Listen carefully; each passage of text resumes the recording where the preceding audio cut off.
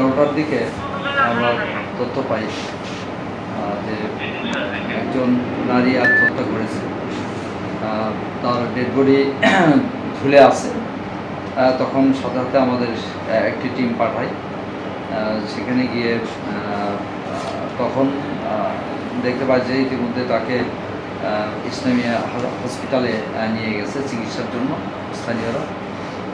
সেখানে গিয়েও দেখা যায় না, সেটা তাকে ওনার নাম হচ্ছে আফরা ইবনাত খান ইকরা। ইকরাকে তখন কর্মীটোরা জেনারেল হসপিটালে চিকিৎসার জন্য নিয়ে যাওয়া হয়। স্থানীয়রাই নিয়ে গেছে। তারপরে সেখানে তাকে চিকিৎসা দেওয়া হয়। তাকে মৃত ঘোষণা করে। তো এখানে আমার পুলিশের একটি টিম ওখানে গিয়ে তদন্ত করে এবং সিসি ক্যামেরার ফুটেজগুলো কালেকশন করে।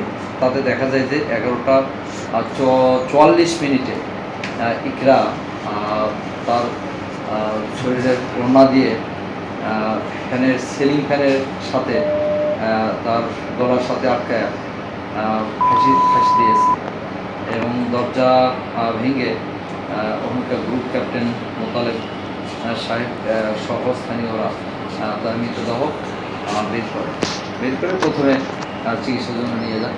তারপরে আমরা কর্মীতলা থেকে তার মৃতদেহের ইনকোয়েস্ট করে পোস্টমর্টম রিপোর্টের জন্য আমরা সোহরাওয়ার্দী মেডিকেল কলেজ হসপিটালে প্রেরণ করেছি। এ ব্যাপারে আমরা মৃতের বাবা মার জন্য অপেক্ষা করেছি। তারা এসেছে এবং এ বিষয়ে আইনগত ব্যবস্থা প্রক্রিয়া